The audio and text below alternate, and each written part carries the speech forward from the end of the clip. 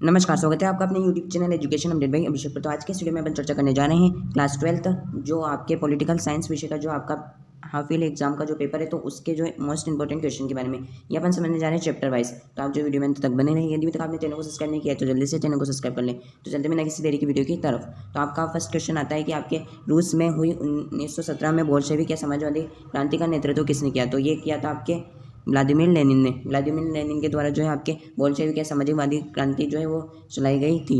अब बात करें बर्लिन की दीवार का निर्माण कब किया? तो आपके जो बर्लिन की दीवार का निर्माण किया था सन 1961 में। फिर बात करें सोवियत राजनीतिक प्रणाली की दूसरी पार्टी कौन सी थी? तो ये थी आपकी कम्युनिस्ट पार्टी। तो ये जो है आपके इंपॉर्टेंट क्वेश्चन हो जाते हैं। उसके अलावा बात करें कि सोवियत संघ का उत्तराधिकारी राज्य किसे घोषित किया गया? तो सोवियत संघ का उत्तराधिकारी राज्य रूस को घोषित किया गया। बात करें नेक्स्ट की, तो सोवियत संघ के विभाजन की बात जो है विश्व पटल पर कितने देशों का उद्भव हुआ? तो ये हुआ था आपके 15 देशों का उद्भव।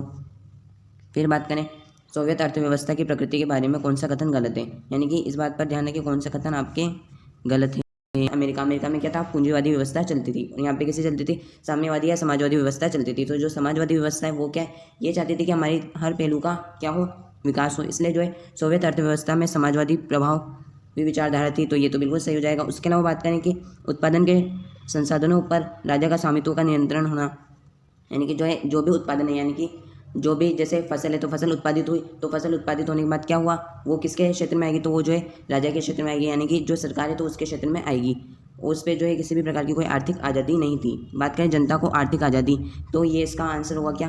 तो ये इसका आंसर नहीं होगा, क्योंकि अपने प्रश्न में क्या पूछा है? गलत। तो गलत क्या है कि जनता को आर्थिक आज़ादी, क्योंकि जो है आर्थिक रूप से आज़ादी किसमें थी? पूंजीवादी व्यवस्था में। पूंजीवादी व्यवस्था किसकी थी? तो वो थी आपके यूएसए यानी कि अमेरिका की थी। अर्थव्यवस्था के हर पहलू का नियोजन और नियंत्रण राज्य करता था क्या? हाँ, तो राज्य करता था। तो इस प्रकार से आपके क्वेश्चन पूछा जा सकता है। फिर उसके अलावा बात करें कि इसमें आपकी एक और नई बात आती है कि जनता को आर्थिक रूप से आज़ादी नहीं थी, लेकिन 1990 में क्या हुआ कि शॉक थेरेपी को अपनाया गया। शॉक थेरेपी क्या थी कि जब सोवियत संघ का विघटन हो गया, सोवियत संघ का विघटन होने के बाद क्या हुआ? तो जो समाजवादी था तो समाजवादी हटाकर जो है अर्थव्यवस्था यानी कि पूंजीवाद की तरफ जो है ये बढ़ने लगा। तो इस प्रकार से जो है आपकी शॉक थेरेपी हो जाती है। अब बात करें शॉक थेरेपी किस वर्ष अपनाई गई? तो 1990 में आपकी जो है शॉक थेरेपी अपनाई गई। अगर गुट से सबसे पहले जो देश अलग हुआ वो कौन सा था? तो वो था आपके अल्बानिया। तो इस प्रकार से ये आपके जो है इंपॉर्टेंट प्रश्न है। एक तो आपका कौन सा है? Shock therapy. शॉक थेरेपी आपका इंपॉर्टेंट प्रश्न है, इसलिए आप जो है बुक में से शॉक थेरेपी अच्छी तरह से पढ़ लें। बात करें सोवियत संघ के विभाजन के बाद रूस का प्रथम निर्वाचित राष्ट्रपति कौन बना? तो ये बना था आपके येल्त्सिन, बोरिस येल्त्सिन आपके जो है बना था। तो इस प्रकार से ये हो जाता है इंपॉर्टेंट क्वेश्चन। अब बात करें कि जो है बर्लिन की दीवार किसका प्रतीक थी? तो बर्लिन की दीवार थी आपकी पूंजीवादी दुनिया व साम्यवादी दुनिया के बीच जो विभाजन का प्रतीक थी आपकी बर्लिन की दीवार। बात करें बर्लिन की दीवार कब व किसके द्वारा गिराया गया? तो आपकी जो है पूर्वी जर्मनी की जो जनता है तो उसके द्वारा बर्लिन की दीवार को गिराया गया। बात करें एक और आपके इंपॉर्टेंट प्रश्न ये है, समाजवादी सोवियत गणराज्य कब अस्तित्व में आया? तो ये 1917 के बाद जो है अस्तित्व में आया। मिखाइल गोर्बाचेव ने आर्थिक और राजनीतिक सुधार के लिए किन दो नीतियों को अपनाया? ये आपकी जो है मोस्ट इंपॉर्टेंट प्रश्न बन जाता है। तो ये थी एक तो ग्लासनोस्ट और पेरेस्ट्राइका यानी कि खुलेपन की नीति, और जो है पुनर्रचना की जो है नीति है आपके, ये हो जाएगा इसका आंसर। तो उसके अलावा बात करें सोवियत संघ का विघटन कब हुआ? तो सोवियत संघ का विघटन हुआ था आपके 1991 में, यानी कि 25 दिसंबर 1991 में आपके सोवियत संघ का विघटन हो गया था। सोवियत संघ के विघटन के समय जो है अंतिम राष्ट्रपति कौन थे? तो ये थे मिखाइल गोर्बाचेव, और इन्होंने दो नीति अपनाई थी आर्थिक और राजनीतिक सुधार के लिए। तो इस प्रकार से ये आपके इंपॉर्टेंट प्रश्न थे। ये शॉक थेरेपी का शाब्दिक अर्थ क्या है? तो आघात पहुंचाकर उपचार करना, ये शॉक थेरेपी का अर्थ है। बात करें शॉक थेरेपी से क्या तात्पर्य है? तो धीरे धीरे परिवर्तन न करके एकदम से मूलचूल परिवर्तन कर दिया गया था। तो इससे क्या हुआ कि जो है शॉक थेरेपी यानी कि उन्हें जो है आघात लगा। तो इस प्रकार से शॉक थेरेपी कब अपनाई गई थी ये मैंने आपको बताया था थोड़ी देर पहले। तो आप जो है कमेंट बॉक्स में इसका आंसर जरूर लिखें। विघटन के बाद क्या हुआ? तो सोवियत संघ के विघटन के बाद जो है शीत युद्ध की समाप्ति होगी। शीत युद्ध क्या है? तो शीत युद्ध इस प्रकार से होता है कि जब दो लोग ने यानी कि दो शक्तिशाली देश है वो अपने अपने स्तर पर जो है अत्याधुनिक हथियार बना रहे थे अपने अपने हथियारों को विकसित कर रहे थे। तो जो है उन हथियारों को विकसित कर रहे थे कि हाँ हम इतने शक्तिशाली है। तो इस प्रकार से जो है सोवियत संघ का विघटन हुआ। तो सोवियत संघ के विघटन के पश्चात जो है शीत युद्ध समाप्त हो गया, और एक क्या था? एक ध्रुवीय विश्व व्यवस्था का उदय हुआ, यानी कि एक ध्रुवीय ही विश्व व्यवस्था हो गई। तो इस प्रकार से आप इसका आंसर लिख सकते हैं। पूर्वी सोवियत संघ के स्वतंत्र राष्ट्रों ने किस नए संगठन का निर्माण किया? तो ये था स्वतंत्र राज्यों के राष्ट्रकुल। चेकोस्लोवाकिया किन दो भागों में टूटा? तो ये था चेक और स्लोवाकिया। अब बात करते हैं इस चैप्टर के बड़े वाले क्वेश्चन। तो बड़े वाले क्वेश्चन क्या था? तो बड़े वाले क्वेश्चन में आते हैं आपके सोवियत संघ के विघटन के लिए उत्तरदायी कारकों का उल्लेख कीजिए, यानी कि सोवियत संघ के विघटन के लिए क्या कारण उत्तरदायी थे। एक तो आप अपनी इच्छा से भी लिख सकते हैं, उसके अलावा इसमें दिया हुआ है कि राजनीतिक आर्थिक संस्थाओं के अंदरूनी की कमजोरी, और इसके अलावा बात करें कि जो है मिखाइल गोर्बाचेव की नीति, उसके कारण भी जो है आपके सोवियत संघ का विघटन हुआ। प्रशासनिक राजनीतिक रूप से गतिरुद्धता, राष्ट्रीय भावना और संप्रभुता का ज्वार। तो आप जो इस प्रकार से इसका आंसर लिख सकते हैं। अभी आ जाता है आपके एक और इम्पोर्टेंट प्रश्न, सोवियत संघ के विघटन के भारत पर क्या प्रभाव पड़े।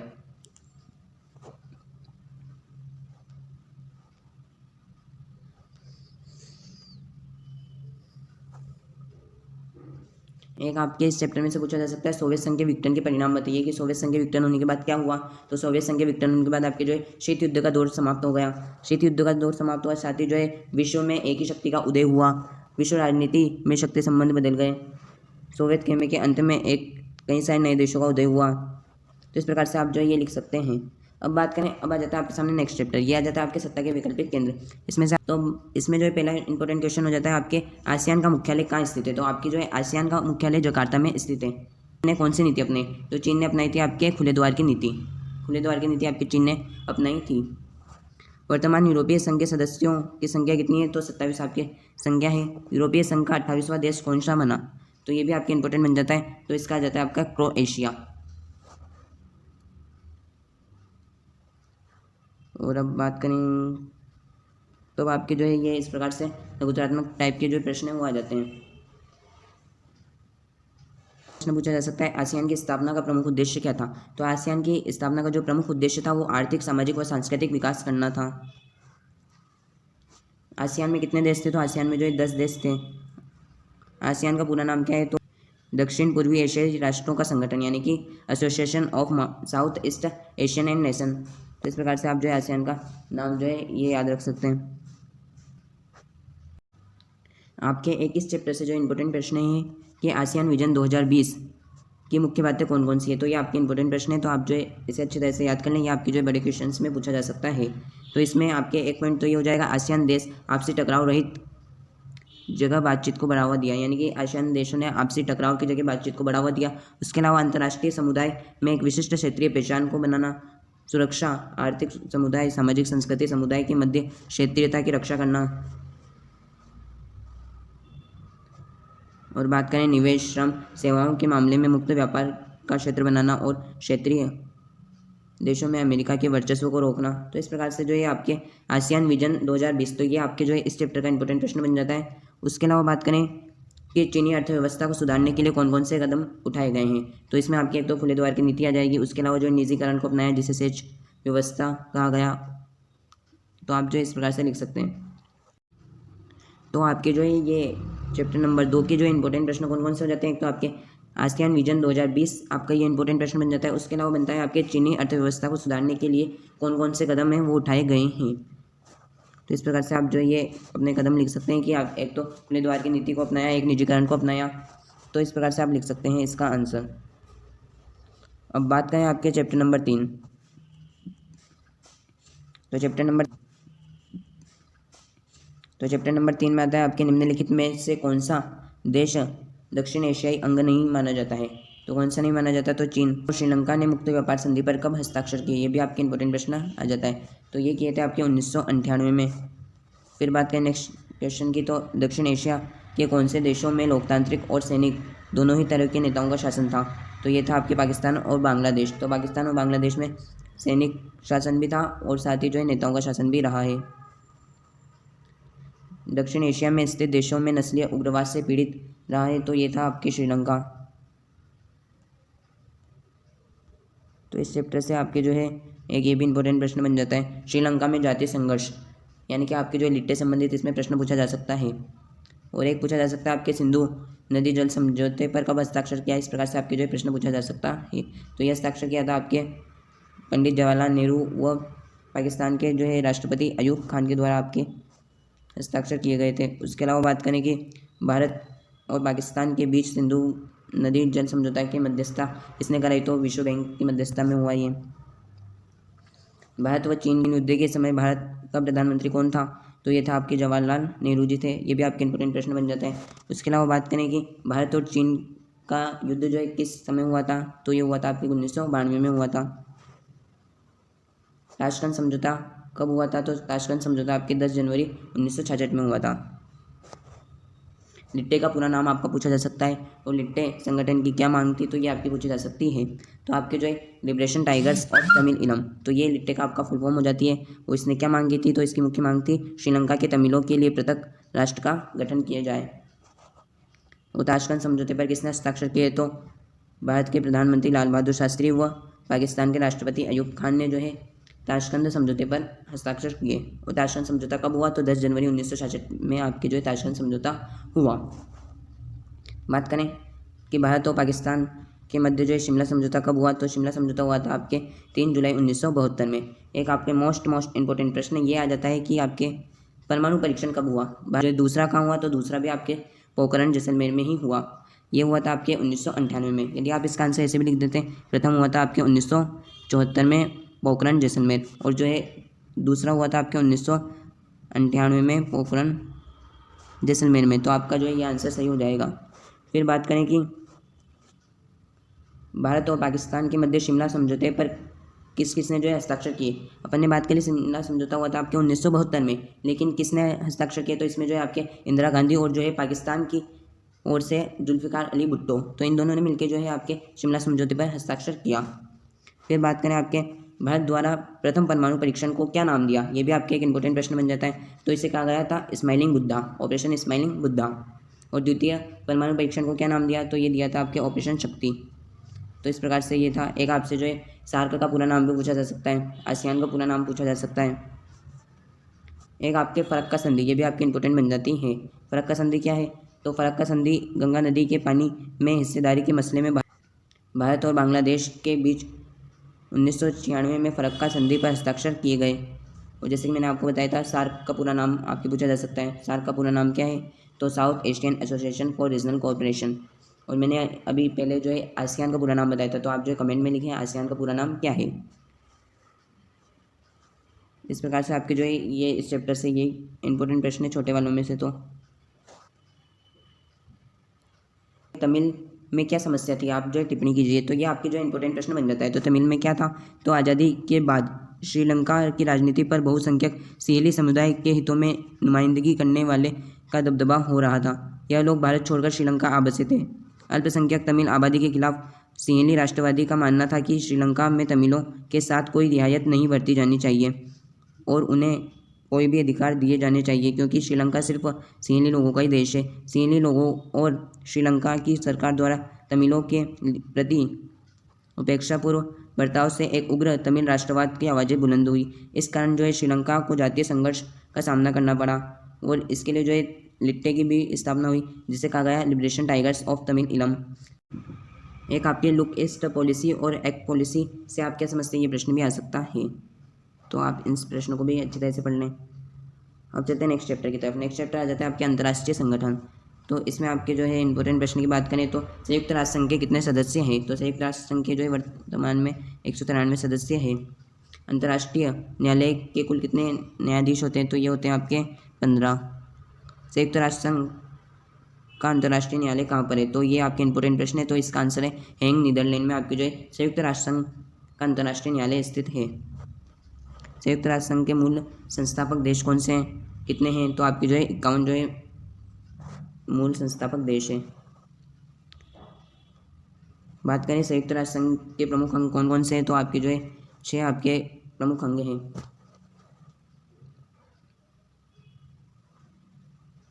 एक इसमें आपके पूछा जा सकता है संयुक्त मानवाधिकार परिषद की स्थापना कब की गई, तो ये आपके 2006 में की गई। संयुक्त राष्ट्र मानवाधिकार परिषद में कुल कितने सदस्य हैं, तो ये इसमें है आपके 47 सदस्य। बात करें संयुक्त राष्ट्र मानवाधिकारी परिषद के सदस्यों को कितने वर्षों के लिए चुना जाता है, तो ये आपके 3 वर्षों के लिए चुना जाता है। तो ये किए थे आपके 30 अक्टूबर 1945 में जो है UNO के जो है चार्टर पर हस्ताक्षर किए थे। फिर बात करें संयुक्त राष्ट्र संघ के वर्तमान महासचिव कौन थे, तो ये थे आपके एंटोनियो गुटेरेस। ये भी आपके इंपॉर्टेंट प्रश्न है एक। उसके अलावा बात करें संयुक्त राष्ट्र संघ के प्रथम महासचिव कौन थे, तो ये थे आपके टाइगर ली। तो इस प्रकार से आ जाता है आपके इंपॉर्टेंट प्रश्न। फिर बात करें भारत संयुक्त राष्ट्र संघ का सदस्य है तो मूल सदस्य है, और इसमें स्थायी सदस्यों व अस्थायी सदस्यों की संख्या कितनी होती है, तो इसमें जो है स्थायी सदस्य होते हैं 5 और जो है अस्थायी सदस्य होते हैं आपके 10 होते हैं। ऐसे में जो है चीन है, तो चीन के कारण ही जो है क्या है भारत स्थायी सदस्य नहीं बन पा रहा है। बात करें वीटो शक्ति किस किस के पास है, तो वीटो शक्ति जो है अमेरिका, रूस, चीन, ब्रिटेन, फ्रांस के पास है। तो जो है इन 5 सदस्य देश ये कौन से स्थायी देश है, उसके अलावा जो है 10 आपके अस्थायी देश है। तो अस्थायी देशों में आपके भारत भी कई बार शामिल हो गया है। और बात करें कि जो है भारत अंदर क्यों नहीं आ पाता है, तो भारत के स्थायी देश में शामिल होने का कारण क्या है, चीन जो है अपने वीटो शक्ति का प्रयोग कर देता है, तो इसके कारण जो है नए देश इसमें शामिल नहीं हो पा रहे हैं। IMF का पूरा नाम क्या है, ये भी आपके पूछा जा सकता है, तो ये आपके अंतर्राष्ट्रीय मुद्रा कोष। संयुक्त राष्ट्र संघ का वह अंग जिसकी वर्तमान में कोई उपयोगिता नहीं बची है, तो यह है आपके न्यास परिषद। संयुक्त राष्ट्र संघ के आर्थिक और सामाजिक परिषद में कुल कितने सदस्य, तो यह है 54 सदस्य। संयुक्त राष्ट्र संघ का मुख्य उद्देश्य क्या है, ये आपके पूछा जा सकता है प्रश्न बड़े प्रश्नों में। तो इसका मुख्य उद्देश्य यह है कि अंतर्राष्ट्रीय झगड़ों को रोकना और राष्ट्रों के बीच सहयोग की राह दिखाना, क्योंकि जो है राष्ट्र संघ होने के बावजूद भी जो है द्वितीय विश्व युद्ध हुआ था, उसके अलावा भी जो है आपके शीत युद्ध वगैरह चले थे। तो इस कारण जो है संयुक्त राष्ट्र संघ की स्थापना हुई कि भविष्य में ऐसा कोई भी युद्ध न हो, इसलिए जो है अंतर्राष्ट्रीय झगड़ों को रोकना, उन्हें शांति प्रदान करना। तो इस प्रकार से जो है ये उद्देश्य था संयुक्त राष्ट्र संघ का।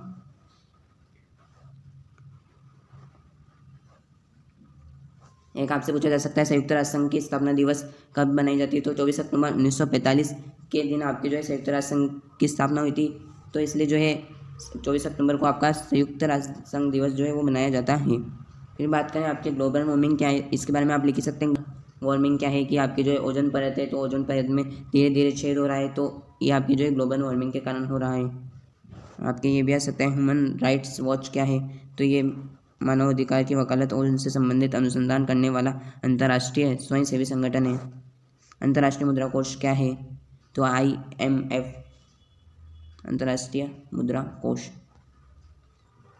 तो इस प्रकार से आप ये लिख सकते हैं। आपके ये प्रश्न भी पूछा जा सकता है यूएनओ के 6 अंग कौन कौन से हैं, तो यूएनओ के 6 अंग महासभा, सुरक्षा परिषद, सचिवालय, अंतर्राष्ट्रीय न्यायालय, आर्थिक व सामाजिक परिषद और न्यास परिषद। एक प्रश्न आपसे इस चैप्टर में से पूछा जाता है कि विश्व बैंक पर आप टिप्पणी लिखिए। तो विश्व बैंक की औपचारिक स्थापना 1944 में की गई थी। विश्व बैंक की गतिविधियों के रूप में विकासशील देशों से संबंधित है, यानी कि जो बैंक है, तो बैंक की स्थापना कब हुई थी, तो 1944 में आपके जो है बैंक की स्थापना की गई थी, जो विश्व बैंक है उसकी। और इसका काम क्या था, तो इसका काम था मानवीय विकास, शिक्षा, स्वास्थ्य, कृषि, ग्रामीण विकास, सिंचाई, ग्रामीण सेवा, पर्यावरण सुरक्षा, प्रदूषण में कमी, नियमों का निर्माण, इन चीज़ों को क्या करना, लागू करना। और आधारभूत ढांचा, सड़क, शहरी विकास, बिजली तथा सुशासन, कदाचार, विरोध, विधिक संस्थाओं का विकास, इसके लिए जो है ये विश्व बैंक काम करता था। और यह अपने सदस्यों के लिए आसानी से जो है ऋण भी देता था, यानी कि लोन भी देता था। लोन लिया है तो लोन जो है आसान किस्तों में आप जो है वापस बैंक को दे भी सकते हैं। तो इस प्रकार से जो है आसान किस्तों में लोन लेता था। तो इस प्रकार से जो है वर्ल्ड बैंक का काम होता था। अब बात करें विश्व व्यापार संगठन क्या है, ये भी आपके एक इंपॉर्टेंट प्रश्न बन जाता है। तो विश्व व्यापार संगठन तो ये आता है आपके वैश्विक व्यापार के नियमों के तय करता है, यानी कि वैश्विक व्यापार के जो नियम है उसको तय करता है। यह संगठन general agreement on trade and traffic यानी कि GAAT के उत्तराधिकारी के रूप में 1 जनवरी 1995 में काम कर रहा है और इसके सदस्यों की संख्या 164 है।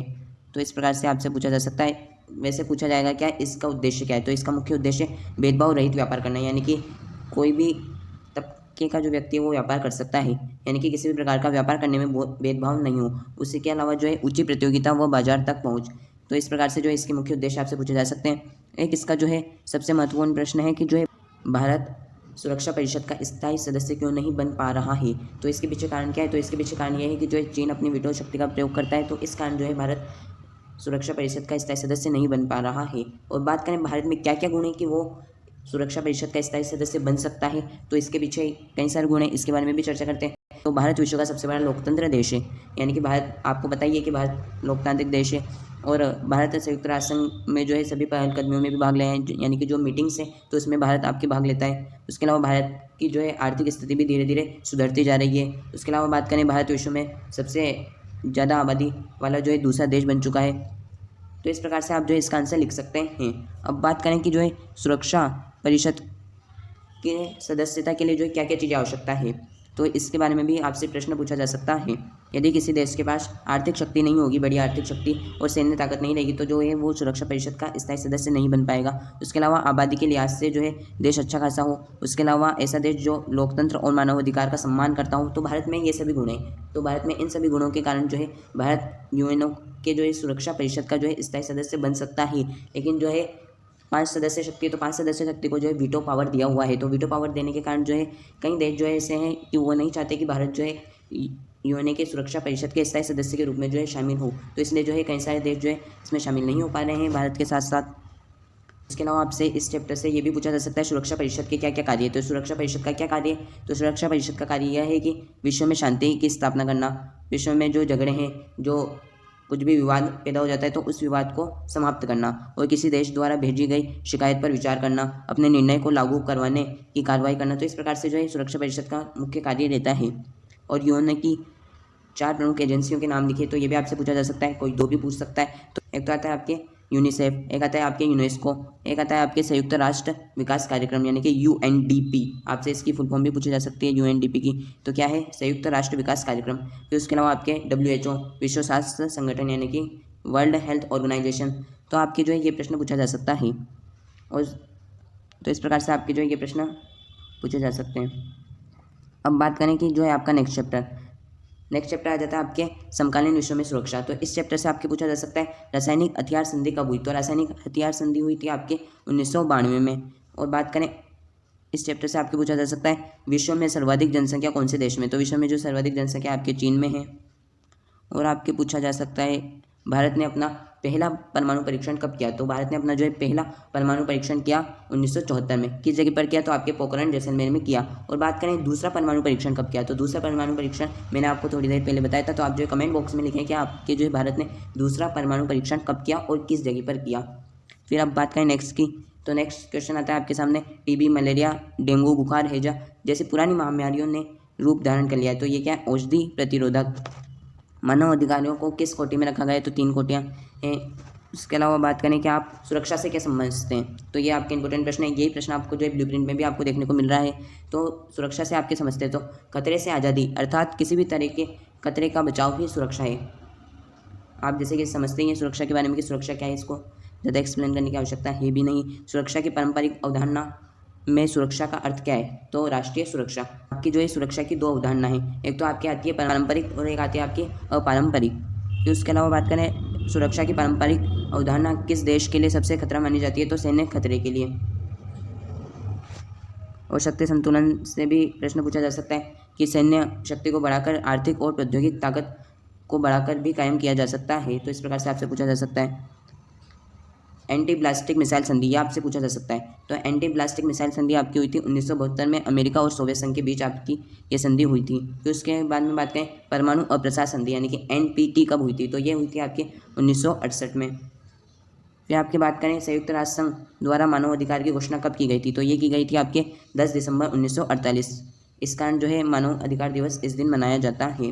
और संयुक्त राष्ट्र संघ ने मानव अधिकार को कितनी कोटियों में दिया है। तो आपकी जो है 3 कोटियाँ निर्धारित की है। एक तो राजनीतिक अधिकार, एक आर्थिक व सामाजिक अधिकार, एक है मूल निवासी व अल्पसंख्यकों के अधिकार।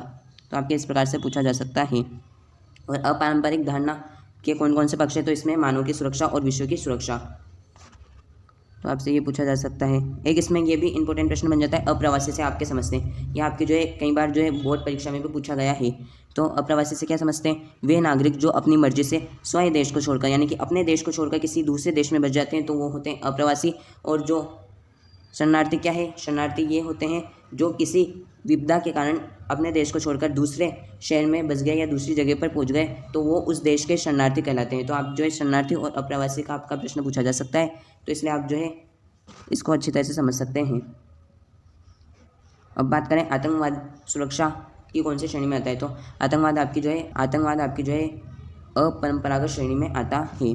सुरक्षा की 2 अवधारणा कौन सी है। तो ये आपकी पारंपरिक व अपारंपरिक धारणा है। तो इस प्रकार से इसके बारे में चर्चा कर ली। अब बात करें लघुतरात्मक प्रश्न। तो लघुतरात्मक प्रश्न में आपसे पूछा जा सकता है सुरक्षा की पारंपरिक अवधारणा से आप क्या समझते हैं। तो आप जो है इसका आंसर लिख सकते हैं। एक आपसे इस चैप्टर में से पूछा जा सकता है सुरक्षा की अपारंपरिक धारणा से आप क्या समझते हैं, और एक पारंपरिक धारणा। तो ये 2 ही आपके इंपॉर्टेंट प्रश्न हैं। उसके अलावा आपके अप्रवासी व शरणार्थी। तो ये 4 प्रश्न आपके जो है इस चैप्टर के इंपॉर्टेंट प्रश्न हो जाते हैं। तो आज के इस वीडियो में अपन ने समझा है क्लास 12th जो पॉलिटिकल साइंस विषय के जो चैप्टर नंबर 1 से लेके जो चैप्टर नंबर 5 तक के इंपॉर्टेंट प्रश्न। तो ये प्रश्न आपके परीक्षा में आपको देखने को मिल सकते हैं। तो यदि आपको वीडियो पसंद आए तो वीडियो को करें लाइक और चैनल पर नए तो चैनल को आज ही सब्सक्राइब, ताकि आपको इसी प्रकार से इन्फॉर्मेटिव वीडियो की जो नोटिफिकेशन है उसे में अपन मिलती रहे। मिलते हैं नेक्स्ट वीडियो में किसी नए टॉपिक के साथ। तब तक के लिए धन्यवाद।